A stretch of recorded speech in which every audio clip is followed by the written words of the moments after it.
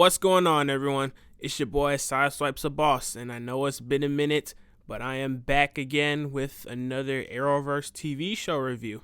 Like I said, I know it's been a minute. It's been like 4 months, I think, since I did the last one. But I am back again, bringing them back to you, and I am here with the beginning of year 4 of the Arrowverse. And with that comes the new show that was introduced into this year, Supergirl. So, getting into it right away, we have Supergirl Season 1.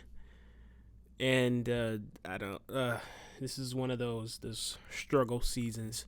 I think year 4 of the Arrowverse was just like a struggle season in general, because we have Supergirl Season 1, Arrow Season 4, and Legends of Tomorrow Season 1, which are all bad, like really, really bad seasons in my opinion. The only standout was The Flash Season 2, which was, like, in my opinion, my favorite season of The Flash, so far at least. But, yeah, Supergirl Season 1 was not great at all. Not even good at all. It was just there. Come to think of it, I don't even think there were any good episodes of this season to do any, like, standout episodes. I guess the ones that I kind of liked, like, a little bit, was episode 17 entitled Manhunter, and I sort of a little bit liked episode 18 entitled World's Finest, which was the episode where the Flash showed up. But even the villains weren't even that good, so I don't know about that one. Maybe just episode 17 entitled Manhunter. So basically, Supergirl Season 1 is just like, the origin story of Supergirl, where we follow Kara Zor-El, who was the cousin of Superman, who came late to Earth after Krypton exploded, because her pod was stuck in the Phantom Zone for, I think, 13 or 14 years. So when she gets to Earth, she finds that her baby cousin, Kal-El, became Superman in her absence. So, she doesn't have a reason to, like, protect him anymore, because that was her mission, to protect Kal-El. But now she just lives a normal life with the Danvers. And then she just grows up normal, but a plane failure with her sister Alex on it forces her to come out of her shell and become Supergirl. And yeah, it's just her learning the ropes and stuff and trying to make her own name and not be in the shadow of her cousin Superman. So the main characters list, this is pretty much as big as the other Arrowverse shows. We have Kara Danvers, or Kara Zor-El, Alex Danvers, John Jones, or Hank Henshaw, whatever works for you, Cat Grant, Winn Schott, James/Jimmy Olsen, which is terrible, by the way. And the main villain of this season, there's actually 3 of them, and I don't understand why there's 3 of them, but I guess you got Astra, and Indigo, I guess. I think that's her name. And then you also got a side character in Maxwell Lord. He's like a side villain turned into helper, I guess. I don't know. It's kind of confusing. For me, I guess the main cast kind of works. They work a lot better in, like, later seasons, but for right now, it doesn't. I don't think they work. Some of them are, like, kind of awkward and a little, like, cheesy and corny. Not even little, more like a lot cheesy and corny. Some of them is like they just don't click with, like, the rest of the cast. Specifically for me, Cat Grant really doesn't click at all. She's oh man, she gives me a headache. But yeah, they work a lot better in later seasons, but I guess they had to kind of, like, figure out where everyone fit. But I don't know why they couldn't do it as better as the other 2 shows, Arrow and Flash. But I guess that's the curse of starting out on CBS instead of the CW. So to get started, we have Supergirl herself, a.k.a. Kara Danvers, a.k.a. Kara Zor-El, played by Melissa Benoist. Kara she's okay this season. She's kind of awkward a little bit. I guess that's kind of her character. When she needs to be awkward. She gets better as the season goes along. Sometimes the emotional scenes that she's in can be like a little over the top. Like sometimes they're not very necessary, but I feel like she was pretty well cast in the role. Especially like when later, like I said, later seasons, she gets a lot better. But just starting out, she's an okay character. The fight scenes aren't really great with her at all. It's just, her flying and like punching and falling and stuff. But yeah, her acting, I like the acting. She does the best that she can with what she's given. So I'll give kudos to her for that. But yeah, Kara Zor-El is just an okay character. So next up we have Alex Danvers, played by Shire Lee or Lay. I don't know how to pronounce her name, but yeah. She's kind of annoying actually. She's honestly just there, to be honest. She's just like the connection between Supergirl and the government. Honestly, if she wasn't in the show, there wouldn't be a connection to the government at all. It would just probably be Supergirl with like Winn and James and stuff. Yeah, she's annoying. Her acting's okay.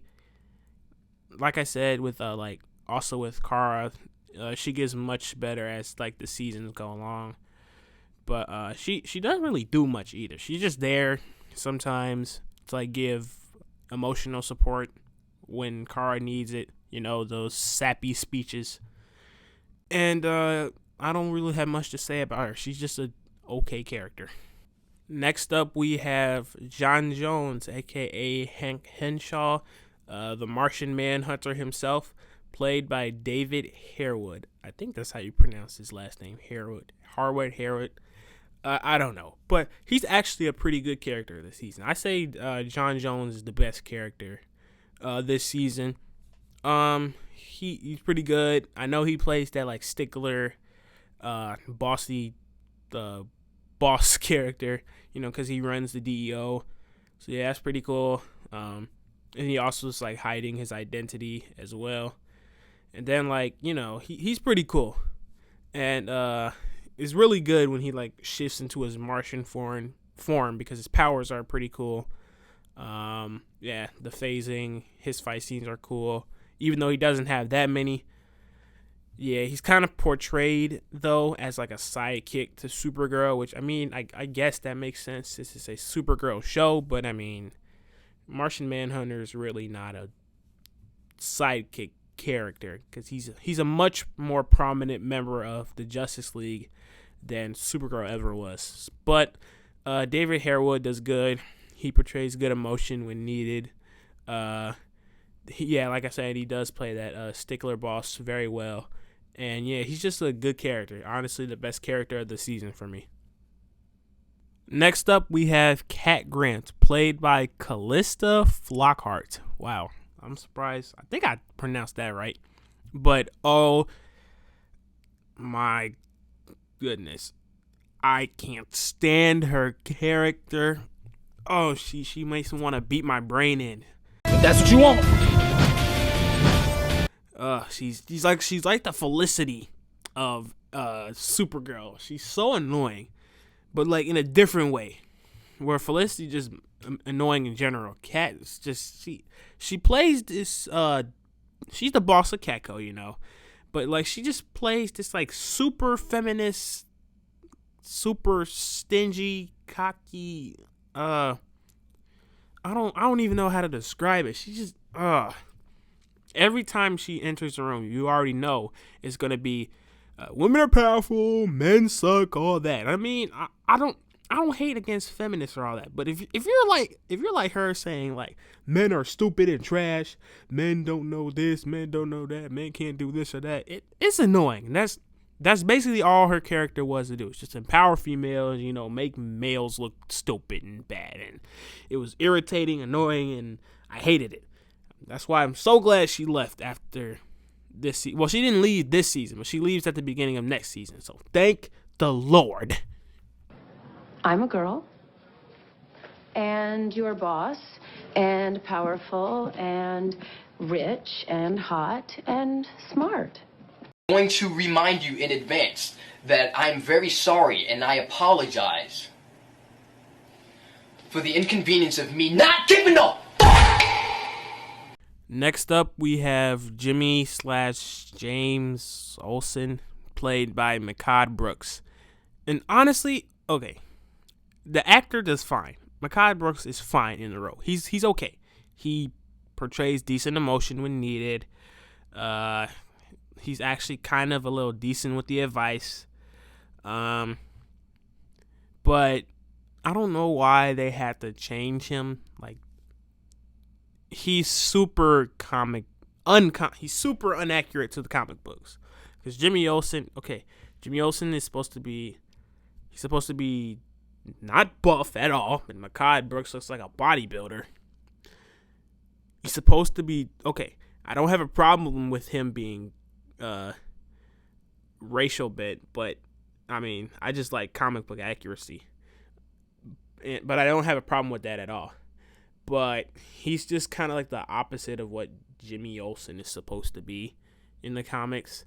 And on top of that, he's the love interest to Supergirl, and it's another trifecta between her, James, and this character, Lucy Lane. I forgot her name.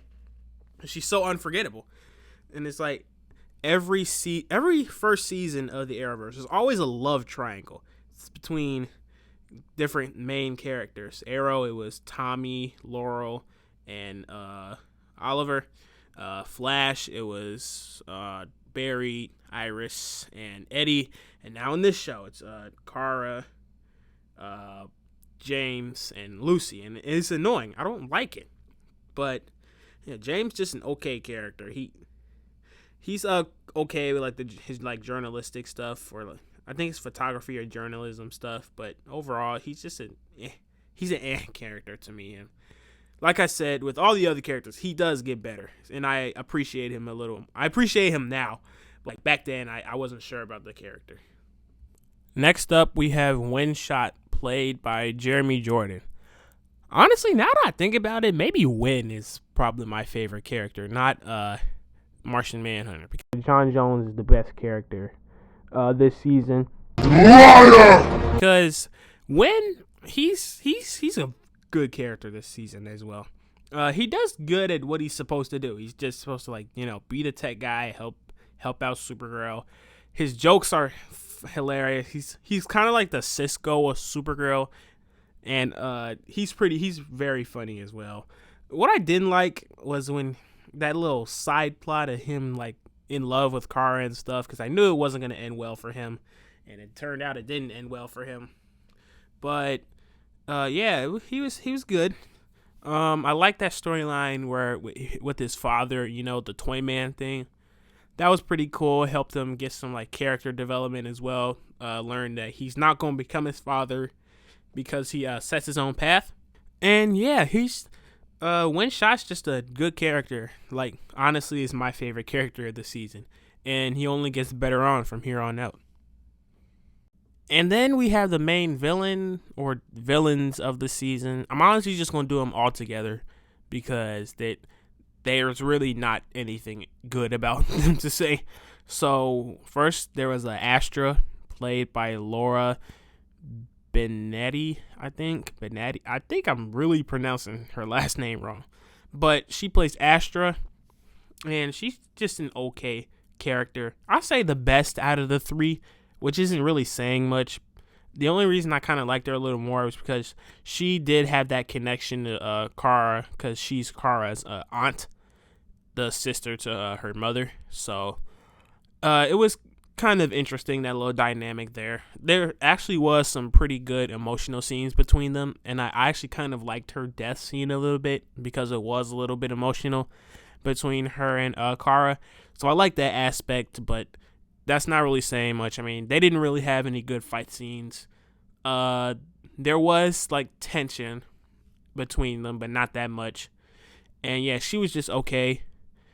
And then next up we have Non, who was like, I think he was like the end villain, like the real main villain of the season, played by Chris Vance, and he was just forgettable. He's just forgettable. He's very bland, just there, to be honest. He didn't really have any unique personality about him. He was just, I'm gonna do this for Astra. Destroy the human race. Myriad. And yeah, it was just, he's very boring, and very forgettable. I kind of had to look up a little bit more about him because I forgot about who he was. But Non is just a forgettable villain. And then we got Indigo. I guess she kind of was a main villain because she helped with Non's like endgame. She's played by Laura Vandervoot, I think. Voot. And she's bad. Over the top. She's very over the top. She kind of plays like a seductress villain thingy.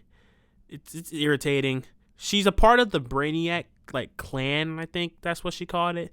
And that was probably the only interesting part about her connection to like Brainiac, the little green Superman villain. But yeah, she was irritating. The graphics for her powers were disgusting. I mean, honestly, it looked like graphics off like a GameCube game. It was sick. And but yeah, she's not a good villain at all, and she didn't help the season at all. She hurt it more than helped. So then we got a lot of side characters. I don't think I have enough time to go over like their actors and actresses and stuff, but I'll just go over them quickly. So first we got Maxwell Lord. He's kind of like the side villain of the season. He's actually pretty good to me. He's smart, kind of holds himself in like not like charismatic, but like rich tech person. I don't know how to describe it, but he's a pretty good character. Then we have Lucy Lane. She's just there for romantic drama and stuff. I can honestly care less. I'm glad she leaves the show after this season. Then we also got like Alex's mom. I think her name's Eliza. She's okay. I think she only appears like a couple times, but she's okay.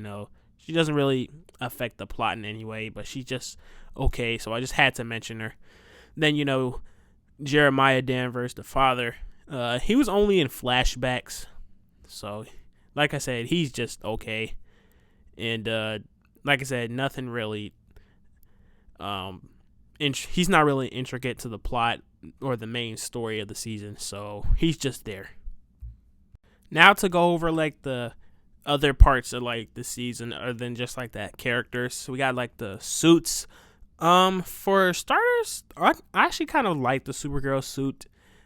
She keeps it for 4 seasons, and I mean she could have done an upgrade at some time, but it's pretty good for like the start out. It's very comic book accurate.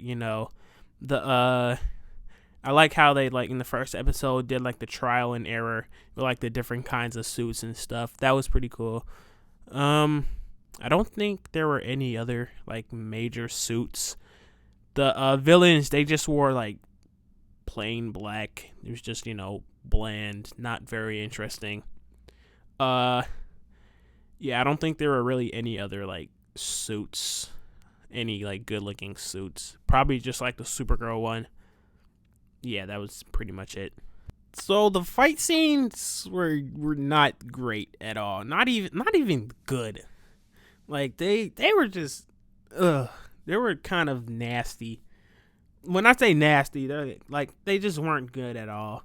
Yeah, they were very like they look very cheaply made. The graphics were also, they look very cheaply made. Like some of the CGI was bad. Like I like the Martian Manhunter CGI. That's probably like the best CGI of the season. But other than that, it was like really bad. Really bad fight scenes. I don't really think there was a good one in the season. It was just very like just there, to be honest.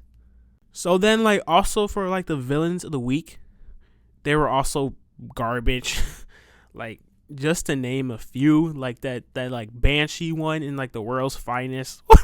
What was that? come on now, y'all can do better than that. Then you also have I think her name was Livewire. She was a recurring like villain of the week.